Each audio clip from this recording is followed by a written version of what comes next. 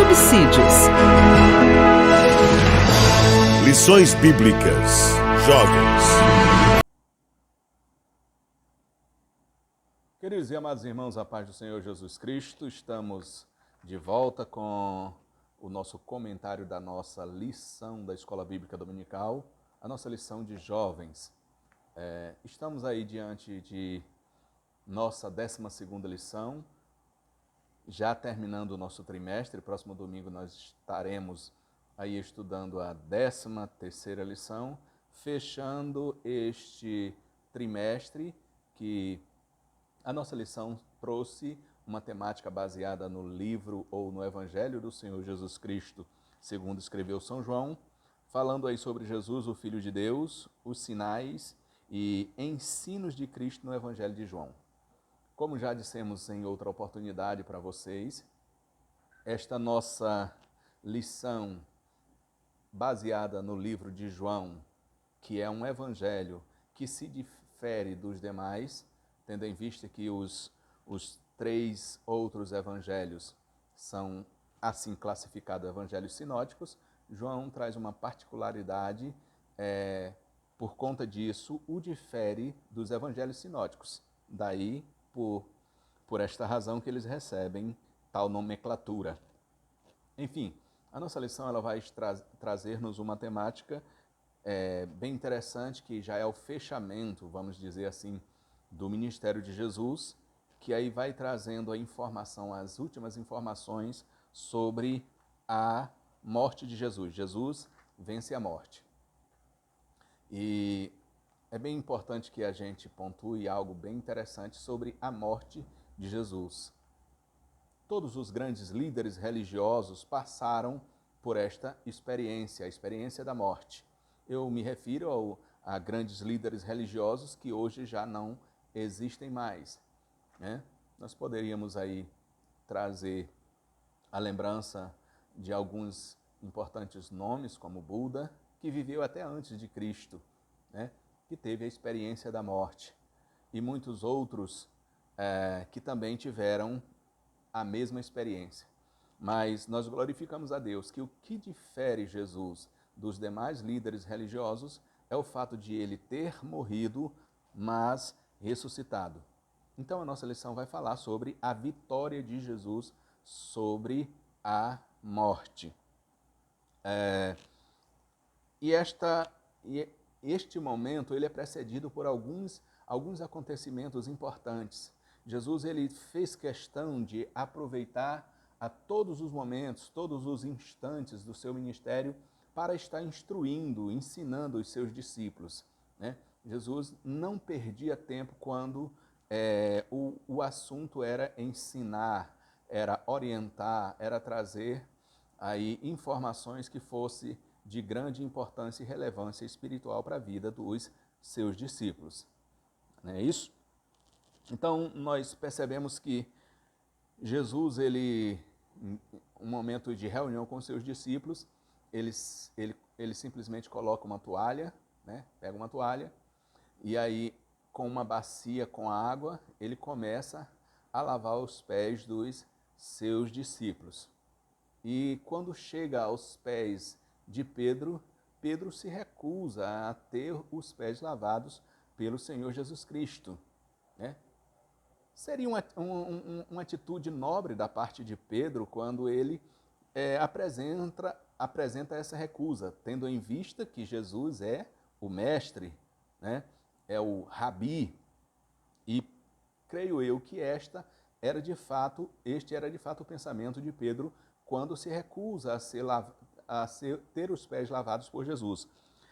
No entanto, Jesus ele estava, como já disse para vocês, não perdia tempo, então ele estava ali trazendo um importante ensinamento para os seus discípulos de uma forma muito prática, que era uma lição de humildade, né? O lava-pés, ou essa atitude, era uma delicadeza do anfitrião, que quando as pessoas chegavam em sua casa, né? Imagine aí que essas pessoas viveram em um tempo onde as estradas não eram asfaltadas, não eram devidamente pavimentadas.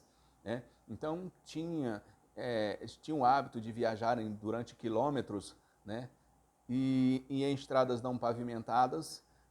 Quando eles chegam nessas casas, com certeza os pés, né? Imagine aí também que não existia alguns tipos de calçados que nós temos hoje, como por exemplo o tênis, um sapato fechado.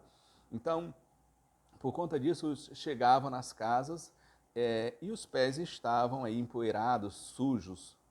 E o anfitrião pedia que olha que coisa interessante, o mais simples dos seus escravos, dos seus serviçais, fizesse o serviço do lava-pés.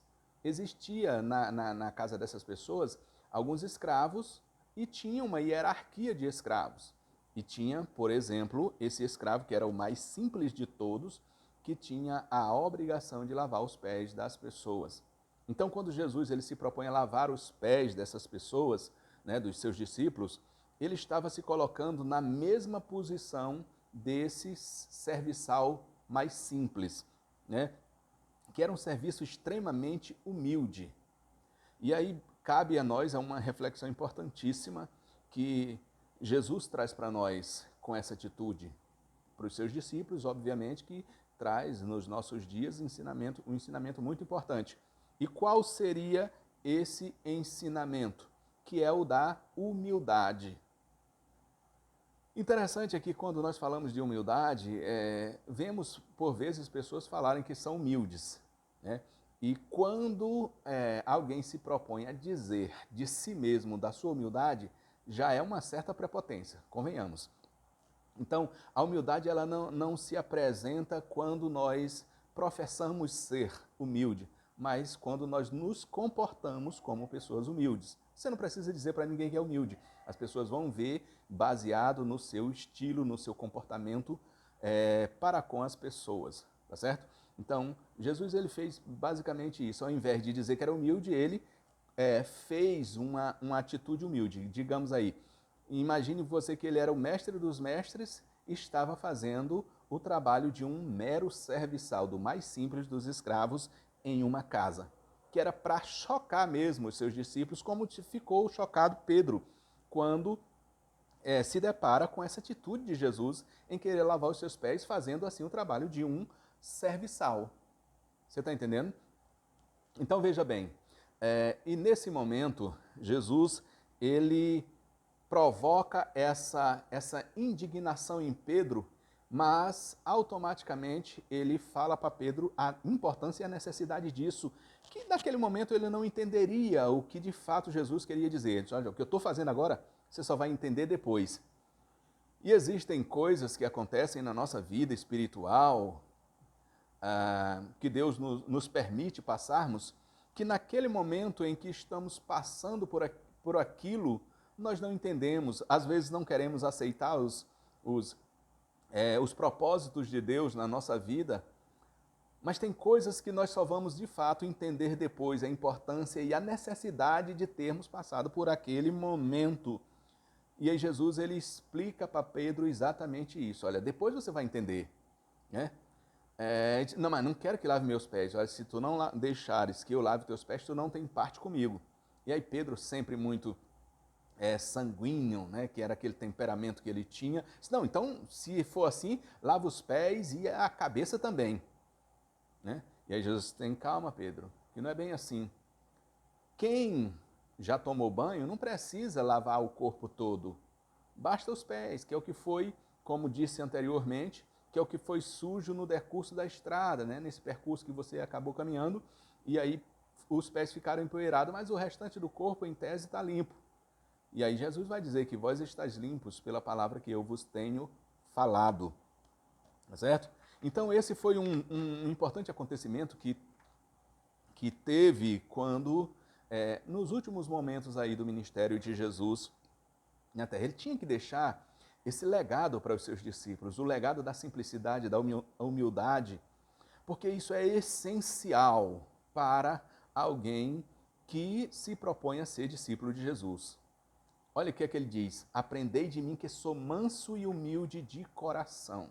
Então uma das principais características que Jesus queria que fosse impregnada em nós, que eram deles, era este sentimento de simplicidade, de humildade para com os nossos semelhantes. Na verdade, né, eu imagino assim que só esse texto, só essa passagem bíblica seria espaço para estudarmos toda uma lição. Mas enfim, o estudo é panorâmico sobre o livro de João e apenas a gente está aqui pontuando passagens desse importante evangelho. Um outro acontecimento interessante, que aí já é de fato rumo à culminância do seu ministério, que é a sua prisão. E por ocasião da sua prisão, nós sabemos muito bem que Jesus vai aí ao jardim do Getsêmani se preparar para o mais importante momento da sua vida, que seria a sua morte. E quando Jesus está ali no jardim do Getsêmani, né, na sua angústia, no seu momento de sofrimento, porque o que ele iria passar era algo extremamente desgastante para um ser humano. Porque às vezes nós tratamos Jesus, em alguns contextos, principalmente nesse, como ele sendo Deus. Imagine aí, se ele fosse Deus, nem dor ele sentiria, nem cansaço, nem fome. Então, por isso é que é importante você entender que Jesus, quando ele esteve encarnado, ele tinha todas as limitações humanas. Ele era 100% homem. E quando nós dizemos que ele era também 100% Deus, é porque ele nunca deixou de ser Deus. No entanto, na condição humana, ele estava sujeito a todas as limitações humanas. Obviamente que, como ele sabia que iria passar pela morte, isso causava ali angústia, apesar de toda a importância que seria a sua morte para a humanidade, né?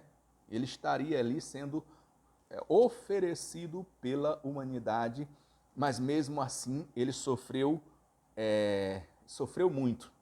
E por isso ele precisava da ajuda de Deus, ele precisava do consolo, da orientação e do conforto do Espírito Santo para poder passar por aquele processo de uma forma sem, no entanto, desesperar-se, já que, como disse para você, ele era de fato um ser humano. Então, precisaria de condições até sobre-humanas. Por isso é que nos momentos difíceis da nossa vida, onde as nossas forças se esvaem, é necessário que a gente busque o auxílio no Espírito Santo para que nós possamos passar por momentos na nossa vida em que jamais teríamos condições emocionais de passarmos se não fosse a ajuda do Espírito Santo. Então, lá no Getsêmani, Jesus ele estava justamente buscando essa ajuda. Sofreu tanto que ele chegou a suar grandiosas gotas de sangue, né? Para você ter uma ideia como o seu sofrimento ele é externado no seu organismo com este fenômeno, né? Que esse fenômeno seria interessante que você aí de repente perguntasse para o professor de escola dominical se isso é possível, a ciência explica, né? Porque aí o seu professor vai ter a oportunidade de estar falando detalhadamente sobre este assunto, tendo em vista que aqui o nosso tempo ele é extremamente resumido e não vai dar para a gente estar aprofundando esta questão, tá certo? Então Jesus ele é preso lá no Getsêmani, seu discípulo Judas, acompanhado aí dos soldados, chega e dá um beijo em Jesus, né? E o interessante é que mesmo nessa condição, olha o que é uma pessoa resiliente, né? Jesus sabia que aquela atitude de Judas seria uma atitude de entrega de Jesus aos seus algozes. E ele diz o quê? Amigo, com um beijo tu me trai. Né? Mesmo assim, para Jesus, Judas era seu amigo. Né? E talvez nem nem o próprio Judas tivesse a consciência de que Jesus de fato o considerava amigo. Aquilo não era nem uma falsa espiritualidade ou santidade, não, era a atitude de fato de Jesus de o considerar quem ele de fato falou naquele momento. É tanto que quando Judas se dá conta da gravidade do que ele fez, né, ele toma aquela atitude de tirar a sua própria vida, né, como nós muito bem sabemos. Então, Jesus ele é levado à prisão e depois de levado à prisão, ele passa por um julgamento, né, um julgamento político, né, um julgamento que não tinha todos os elementos essenciais de um julgamento, mesmo assim foi julgado e condenado. E na sua condenação, Jesus, ele é, como já sabemos, condenado à morte, é morto na cruz do Calvário e, como dissemos anteriormente, esse outro momento aqui também caberia uma lição para se falar só sobre a crucificação de Jesus. Mas, como já dissemos, é apenas uma visão panorâmica do livro, apenas para trazer algumas particularidades sobre o ministério de Jesus que o autor da lição acha relevante que se trate com o aluno da lição de jovens. Então, Jesus é morto e quando ele morre ali na cruz do Calvário, ele é levado para a sepultura por José e ele é colocado na sua sepultura, uma sepultura nova, que é cavada ali na rocha, que era um costume daquela época, em que as pessoas de posses, né, cavavam, faziam alguns túmulos, não só um, mas vários túmulos, né, na rocha, para enterrarem assim os seus mortos. Como eu disse para vocês, isso era uma característica das pessoas de posses. Tinham dinheiro, então eles mandavam fazer esses túmulos e colocavam ali os seus entes queridos e faziam outros nichos, né? Nichos são espaços onde colocavam ali outros corpos que eram envolvidos em feixes, né? E eram colocados nesses espaços. Jesus foi colocado em um desses nichos, mas a Bíblia diz que ao terceiro dia ele ressuscitou. E João ele faz questão de enfatizar o episódio da ressurreição, por quê? Porque simplesmente o ministério de Jesus ele só tem sentido se de fato ele houvesse ressuscitado. Paulo vai dizer que se Jesus não ressuscitou, a nossa fé é vã. E de fato é, porque se ele morreu para nos salvar e nos redimir dos nossos pecados, que sentido teria, qual eficácia teria a sua morte se ele não houvesse ressuscitado? Porque, como eu disse no princípio, todos os líderes ou os grandes líderes religiosos tiveram a mesma experiência de Jesus de passar pela morte. Mas o que difere Jesus dos demais líderes é a sua ressurreição, que passa a ser a garantia da nossa redenção. Tá certo? Então a nossa lição ela vai fazer esta viagem panorâmica sobre esse último momento de Jesus na face da terra, no sentido de levar ao aluno a refletir sobre a importância de alguns momentos, dos últimos momentos de Jesus aqui na Terra. Como eu disse para vocês, sem perder tempo, ele estava o tempo todo instruindo, ensinando os seus discípulos a viverem um cristianismo que pudesse, como de fato aconteceu, dividir a história da humanidade em antes e depois de Cristo. Mas para que isso pudesse ter acontecido, foi necessário que Jesus tivesse morrido e, sobretudo, ressuscitado. Que Deus possa estar abençoando a sua vida e que neste domingo você possa estar na sua sala de escola bíblica dominical, aprendendo de uma forma mais profunda sobre este assunto e outros, né? A nossa escola bíblica dominical atende aí a todas as faixas etárias dos nossos alunos, desde o maternal até a idade adulta.